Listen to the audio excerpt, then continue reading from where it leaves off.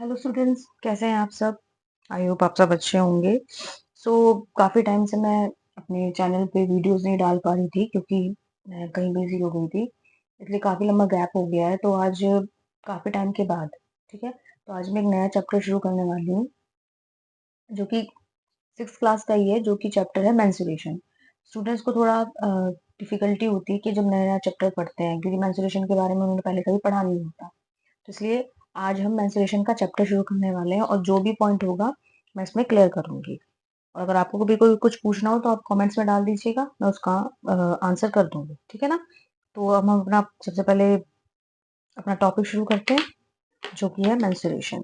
सबसे पहले देख लेते हैं कि मेंस्ट्रुएशन होता क्या है।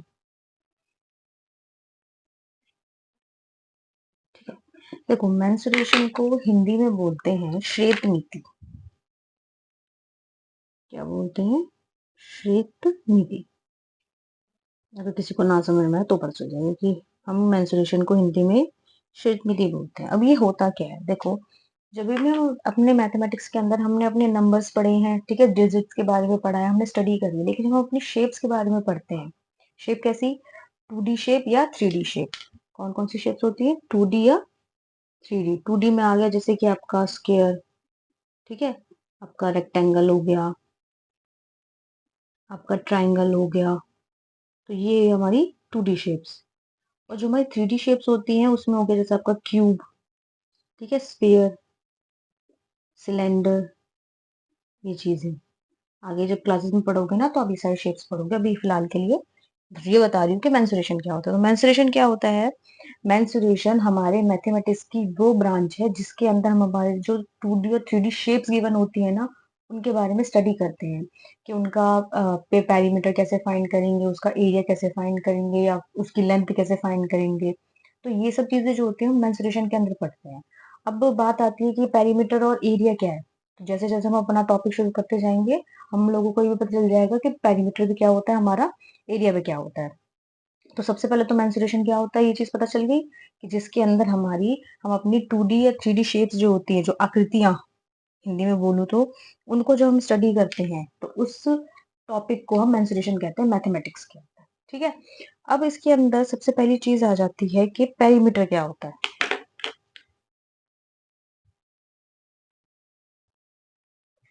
पेरीमीटर क्या होता है?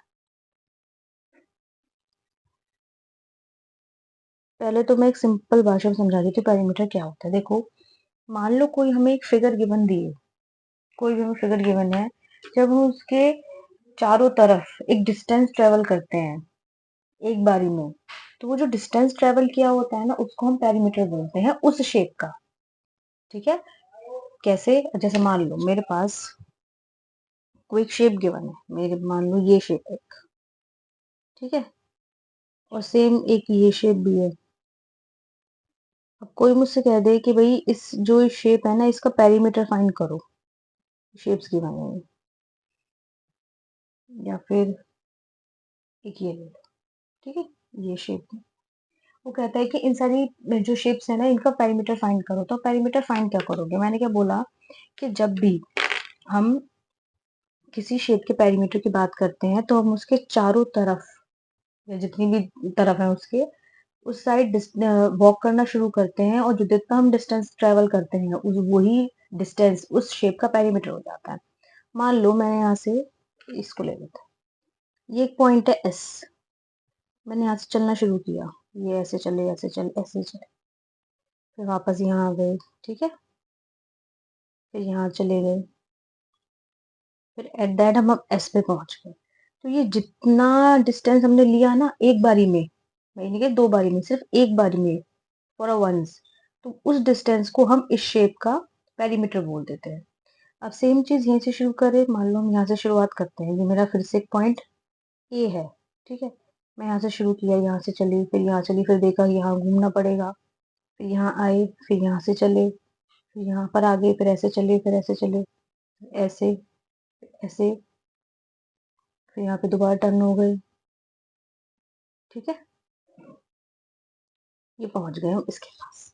तो अब ये जो डिस्टेंस कवर किया हमने, जो भी आंसर आएगा वो इस शेप का पेरीमीटर होगा, ठीक है।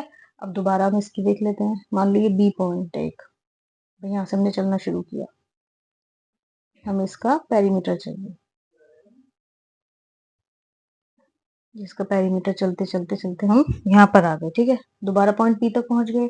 तो अब जो हमने डिस्टेंस ट्रेवल किया वो ही इस शेप का क्या हो गया, पेरीमीटर हो गया। ये एक सिंपल भाषा है, सिंपल तरीका है सॉरी, पेरीमीटर फाइंड करने का किसी भी शेप का। अब इसकी डेफिनेशन कैसे होती है, मैं इसकी डेफिनेशन लिख देती हूँ। ठीक है ना,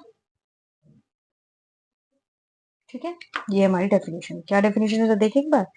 वो कहता है कि पेरीमीटर जो होता है, perimeter is the distance covered along the boundary forming a closed figure when go around the figure once. यानी कि हमारे पास एक कोई क्लोज फिगर दी होगी, यानी कि क्लोज फिगर ये है तो कोई क्लोज फिगर दी होगी और उसके बाउंड्री पर जब हम एक डिस्टेंस कवर करते हैं, और कितनी टाइम्स, वन टाइम, सिर्फ एक टाइम डिस्टेंस कवर करते हैं, तो उस डिस्टेंस को उस फिगर का क्या बोल देते हैं, पेरीमीटर बोल देते हैं।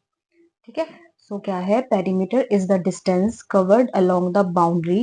पेरीमीटर क्या होता है, एक वो यात्रा जो हम किसी फिगर के, क्लोज फिगर की बाउंड्री पे कवर करते हैं। When you go around the figure once, वो भी कब, जब एक बार, जब आप उसके फिगर के अराउंड सिर्फ एक बार घूमते हो। ठीक है, तो ये होता है हमारा perimeter.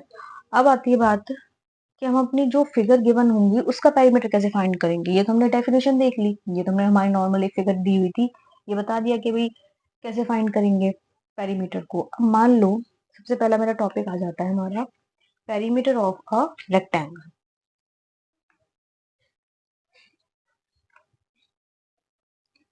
Perimeter of a rectangle, ठीक है। अब सबसे पहले हमें पता है रेक्टेंगल क्या होता है, हाँ जी, हमें पता है रेक्टेंगल क्या होता है।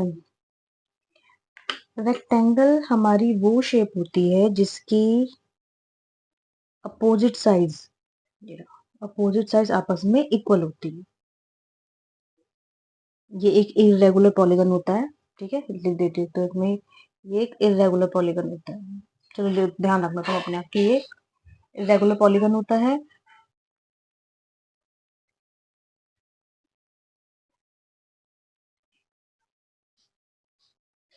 ठीक है, चलो, हाँ, तो क्या है कि हमारा जो रेक्टेंगल है उसकी जो अपोजिट साइड्स हैं वो आपस में इक्वल होती है, ये अपोजिट साइड्स के इक्वल करती है। ठीक है, और इनके जो एंगल्स होते हैं वो चारों कौन से होते हैं, 90 डिग्री के एंगल्स होते हैं। अच्छा, अब मान लो मैं इस फिगर को नाम दे देती हूँ कुछ, ए बी सी और डी। ठीक है, ये कोई एक फिगर है जिसको हम रेक्टेंगल बोलते हैं, और उसके मैंने जितने भी पॉइंट्स हैं उनको नाम दे दिया। अब मैं इनकी लेंथ को ना कुछ डिफाइन कर दूं, मान लो ये हो गया 15 सेंटीमीटर। ठीक है, ये हो गया 15 सेंटीमीटर, ये हो गया मान लो 10। ठीक है, ज्यादा ना ज्यादा छोटा ना ज्यादा बड़ा, ये भी 10। अब वो हमसे कहता है कि भाई मेरे पास एक फिगर है, ठीक है, जो रेक्टेंगल है और उसके साइड्स गिवन है कि वो कितनी मेजर दे रखा है उसने, कितनी कितनी सेंटीमीटर है। मुझे इस फिगर का पेरीमीटर फाइंड करके बताओ। उसने सिंपल भाषा में ये बोला। अब हम लोगों को पता है कि पेरीमीटर क्या होता है, हम लोगों को पता है कि पेरीमीटर वो चीज है कि हम किसी भी फिगर के अराउंड एक डिस्टेंस कवर कर लेते हैं, तो वो जो डिस्टेंस निकल के आया है वो उस फिगर का पेरीमीटर हो जाता है। ठीक है ना, तो अब हम यहाँ पे फाइंड करने की कोशिश करते हैं कि भाई क्या है पेरीमीटर। क्या बोला कि उसके फिगर के बाउंड्री पे चलना है, तो बाउंड्री पे चलने यहाँ से शुरुआत करते हैं। सबसे पहले यहाँ से चलते चलते यहाँ तक पहुंच गए, ये कितना हुआ, एडी। ठीक है, एडी प्लस, फिर हम यहाँ पे टर्न किया, यहाँ तक पहुंचे, कौन सी फिगर आई, डीसी। उसके बाद हमने टर्न कर दिया,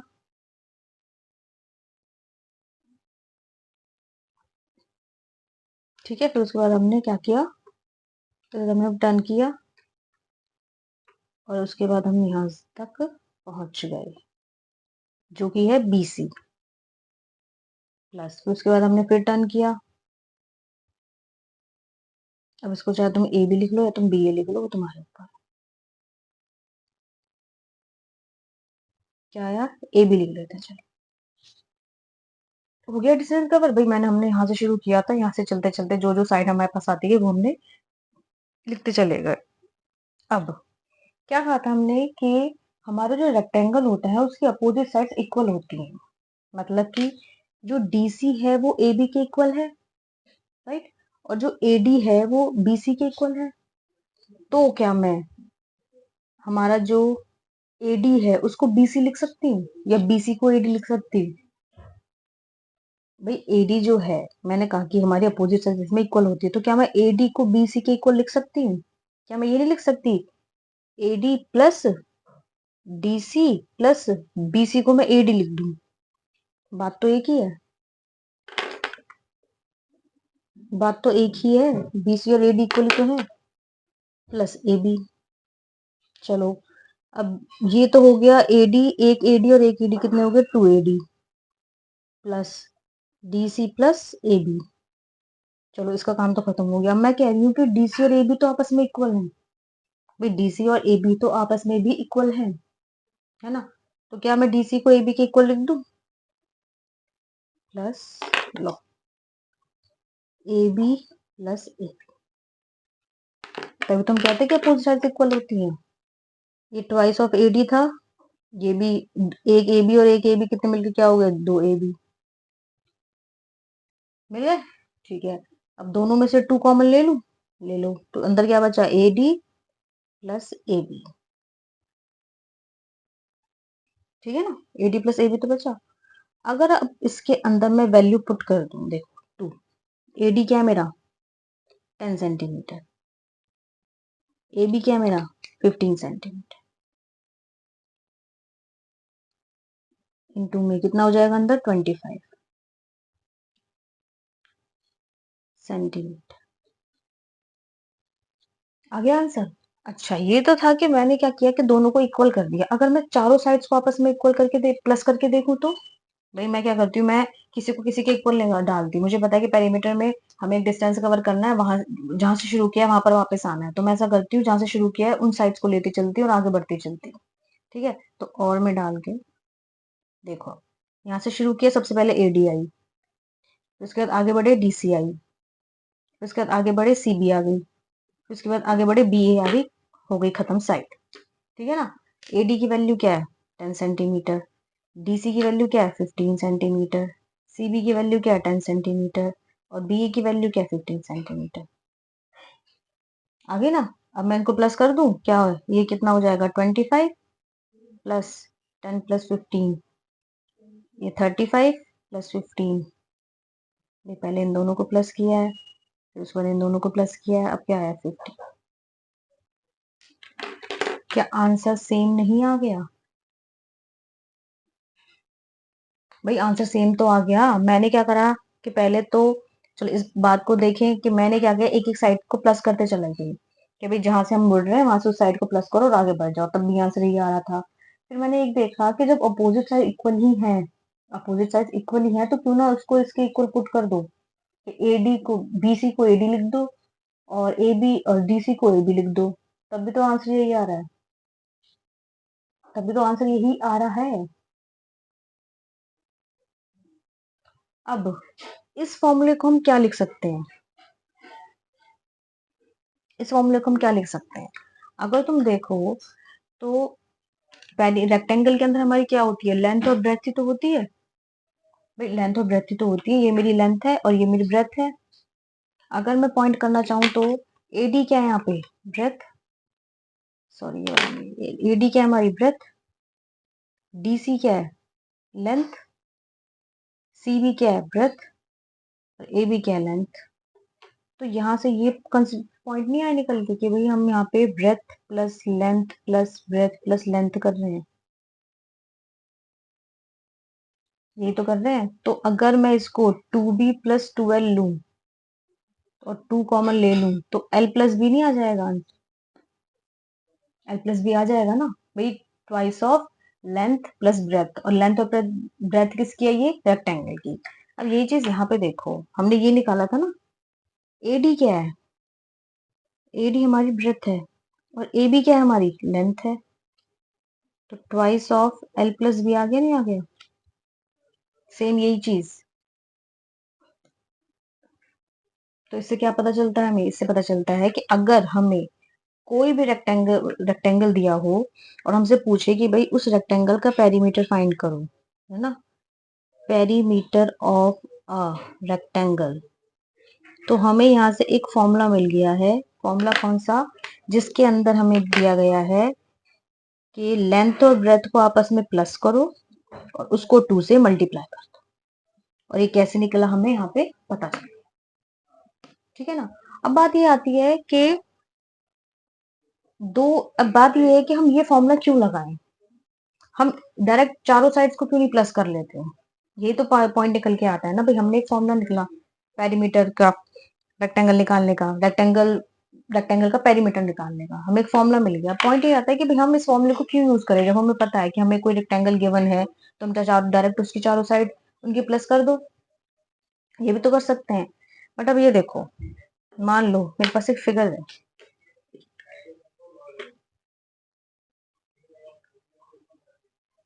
ठीक है, ये हो गया भाई 100, ये भी 100, ये 50 और ये भी 50। ठीक है, ये चीज है। मेरे पास एक रेक्टेंगल गिवन है, वो कह रहा है मुझे इसका वो बता दो, पेरीमीटर क्या है। ठीक है, इसका पेरीमीटर बता दो। अब तुम कह रहे हो कि मैं क्या करती हूँ, यहाँ से शुरू करती हूँ वहां पहुंच जाती हूँ। मैं कहती हूँ 50 प्लस 100 प्लस 50 प्लस 100। अब मैं इनको प्लस करूँ, पहले तो ये 150 प्लस 50 प्लस 100, ये क्या है?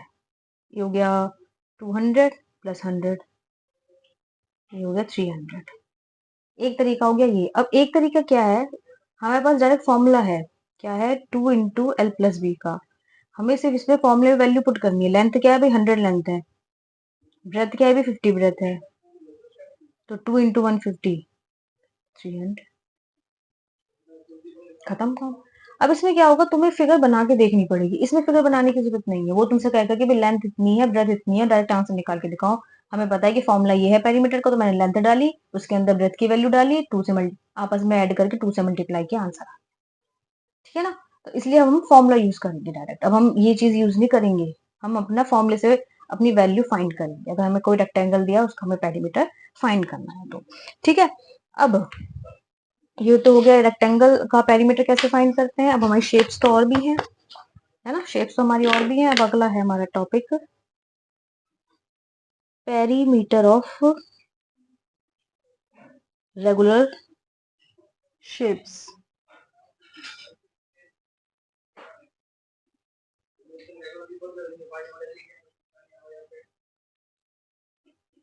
रेगुलर शेप्स, सबसे पहले तो रेगुलर शेप्स होती कौन सी ये बता देते हैं।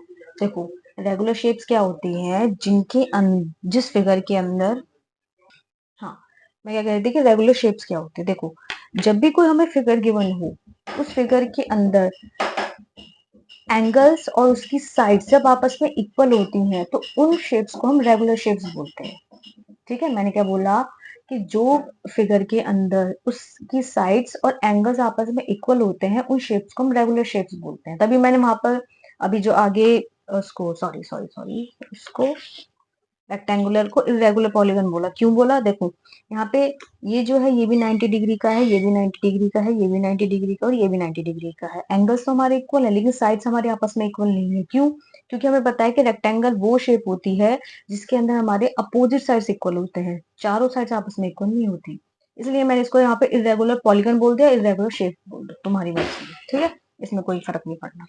अब यहाँ पे देखो, अब यहाँ पे हम किसकी बात कर रहे हैं? रेगुलर शेप्स की। दोबारा बता देती हूँ, रेगुलर शेप्स क्या होती है? जिन शेप्स के अंदर साइड्स और उनके एंगल्स आपस में इक्वल होते हैं उन शेप्स को हम रेगुलर शेप्स बोलते हैं। पॉइंट आता है वो शेप्स है कौन सी। सबसे पहली कहाँ है? सबसे पहले एक second, square.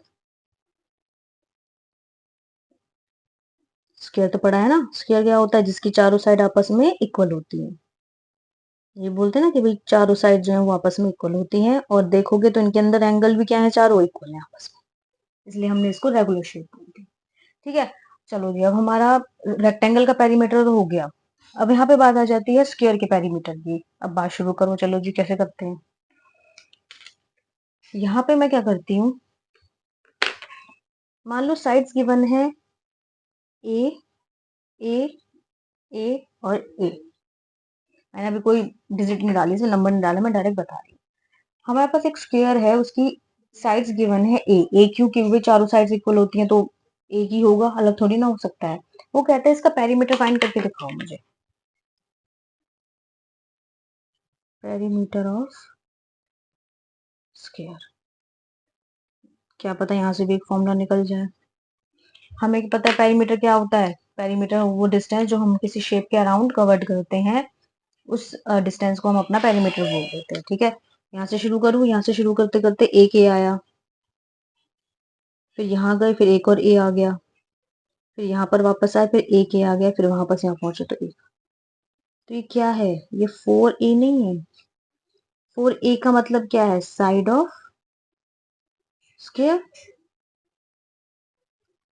4 into side of square. यही तो है भाई, ए क्या है, ए स्क्वायर की साइड ही तो है। यहाँ पे हमारे पास डायरेक्ट एक फॉर्मूला नहीं आ गया 4a। ठीक है, तो हमें पेरीमीटर ऑफ स्क्वायर मिल गया 4 into side of A square. Side of A square बोल सकते हो, आप इसको आप लेंथ ऑफ ए स्क्वायर बोल सकते हो, कोई इशू नहीं है, साइड और लेंथ एक ही बात है। ठीक है, अब यहाँ से हम एक फिगर लेते हैं और फिर उसके देखते हैं क्या आंसर आता है। मान लो मेरे पास एक ये है, ठीक है, ये 3 सेंटीमीटर, ये भी 3 सेंटीमीटर, और ये 3 सेंटीमीटर, और ये भी 3 सेंटीमीटर। अब देखते हैं कि फॉर्म आंसर क्या आता है। देखो, एक तो वो तरीका है कि भाई एक पॉइंट से शुरू करो, जो जो डिस्टेंस बीच में आता जाएगा उसको ऐड कर दो। मैं यहाँ से शुरू करती हूँ, पहले 3 बीच में आया, फिर ये वाला 3 भी आ गया, फिर इस 3 पे आ गए, और फिर इस 3 पे आ गए, 12 सेंटीमीटर। ठीक है, अब मैं फॉर्मूला यूज करती हूँ। मुझे पता है कि ये स्क्वायर है, और स्क्वायर के पेरीमीटर का फॉर्मूला क्या होता है, पेरीमीटर ऑफ अ स्क्वायर क्या होता है, 4a, जिसमें से a क्या है, लेंथ है स्क्वायर की या फिर साइड है। तो यहाँ पर a की वैल्यू क्या दे रखी है, 3 दे रखी है, मैं डायरेक्ट 12 खत्म काम, ये भी और ये भी। बट अब क्योंकि हमें देखो, अब इसमें क्या है, हमें फिगर ड्रॉ करनी पड़ी, क्योंकि हमें पता है कि यहाँ से चल के हमें वापस यहाँ आना है। लेकिन यहाँ में ड्रॉ करने की जरूरत नहीं है, वो बोल देगा कि मेरे पास एक स्क्वायर है, उसकी साइड इतनी है, बता दो क्या आंसर आएगा। मुझे पता है कि ये मेरे एक स्क्वायर है, उसकी लेंथ इतनी है, 3 है, 12 है, जो भी कुछ है, उसको बस 4 से मल्टीप्लाई कर दो, मेरे पास मेरा आंसर आ जाए। ठीक है, तो ये था पेरीमीटर ऑफ स्क्वायर कैसे फाइंड करते हैं।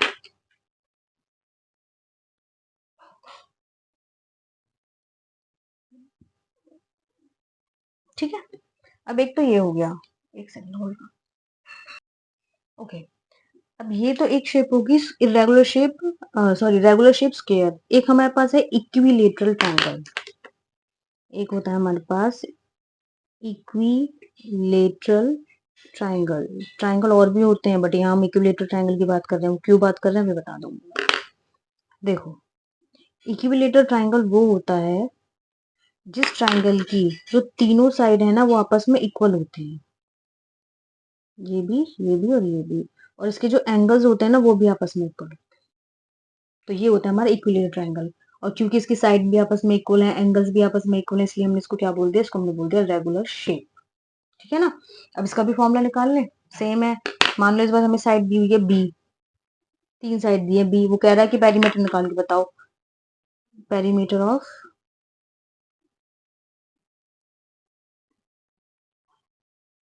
Equilateral triangle.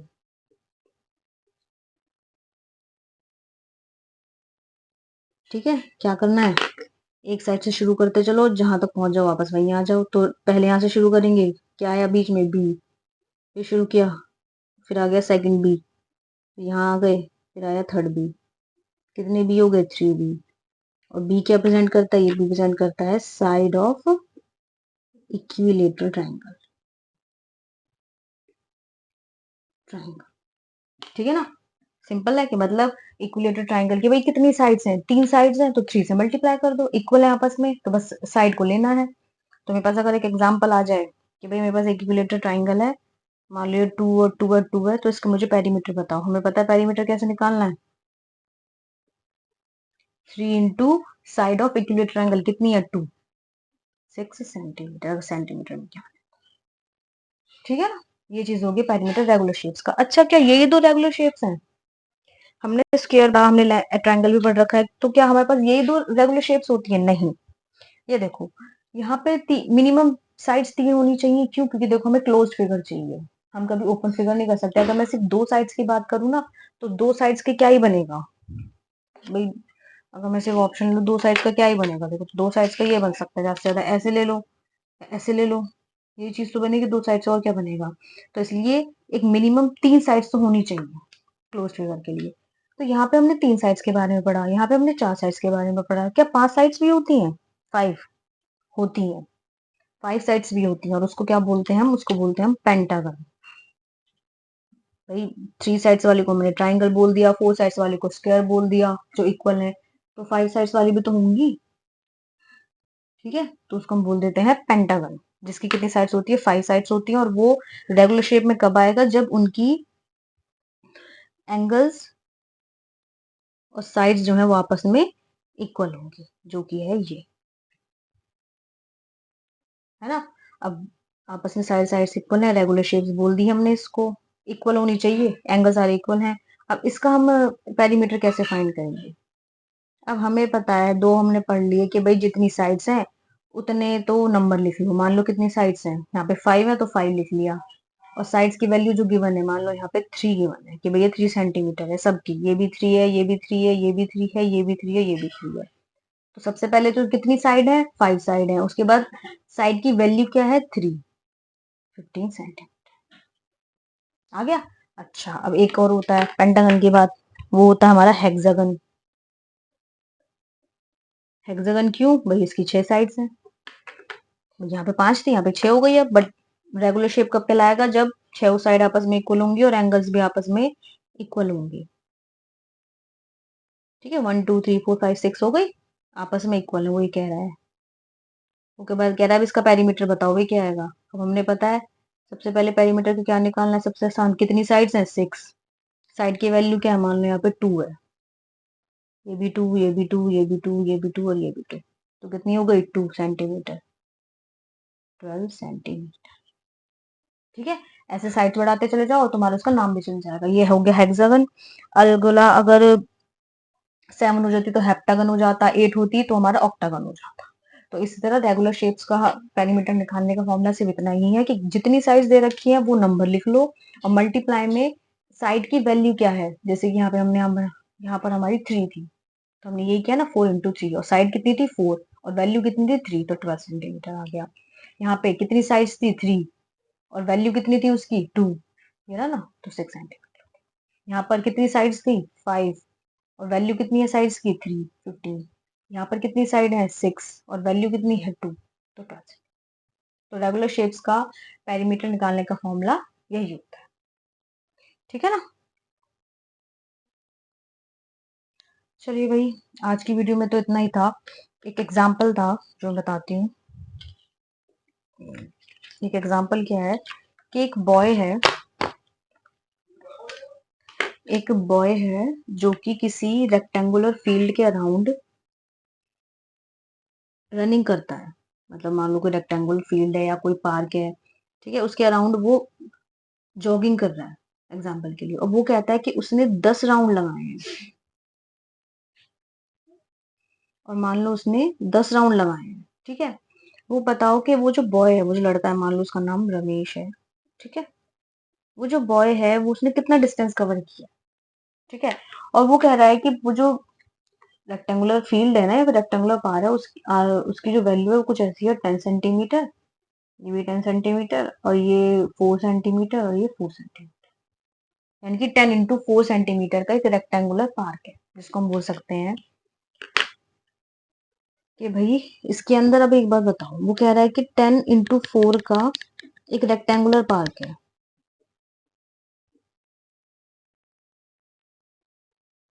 तो यहाँ पे लेंथ क्या होगी? 10 सेंटीमीटर, और ब्रेथ क्या होगी? 4 सेंटीमीटर, जो कि हमें यहाँ से भी पता चल रहा है। वो मेरे से कह रहा है कि भाई तुम ये बताओ कि कितना डिस्टेंस कवर किया है। उसने हमसे ये बोल लिया है। अब हमें पता है कि हमें डिस्टेंस निकालना है। डिस्टेंस का मतलब क्या है कि वो यहाँ से चलकर यहाँ से वापस ही तो आया होगा, फिर उसने फिर शुरू किया होगा, ये तो है। तो इसका मतलब हमें क्या निकालना है? यहाँ पे हमें पेरीमीटर फाइंड करना है। अब पेरीमीटर का फॉर्मूला क्या होता है रेक्टेंगल का?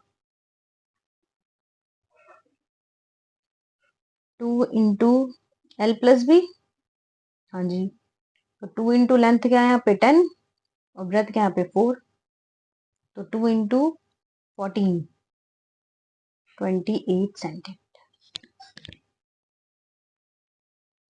ठीक है, 28 सेंटीमीटर। अब वो ये कह रहा है कि ये जो डिस्टेंस है ना, ये वाला डिस्टेंस, ये तो एक बार ही का है, क्योंकि हमने कहा था कि हम पेरीमीटर में सिर्फ वंस, जो हम एक राउंड लगाते हैं उसको हम कंसिडर करते हैं पेरीमीटर के अंदर। बट वो तो बोल रहा है कि उसने तो 10 लगाए हैं, तो हमारा एक राउंड का डिस्टेंस कितना निकला है, उसने कवर किया है भाई 28 सेंटीमीटर। नहीं, इसको मीटर में लो भाई, डिस्टेंस का कितने में नहीं हो सकता, मीटर थोड़ा ज्यादा हो जाएगा। ठीक है ना, ये लो 28 मीटर, तो 10 राउंड्स का कितना होगा 28 इंटू 10, यानी कि 280 मीटर।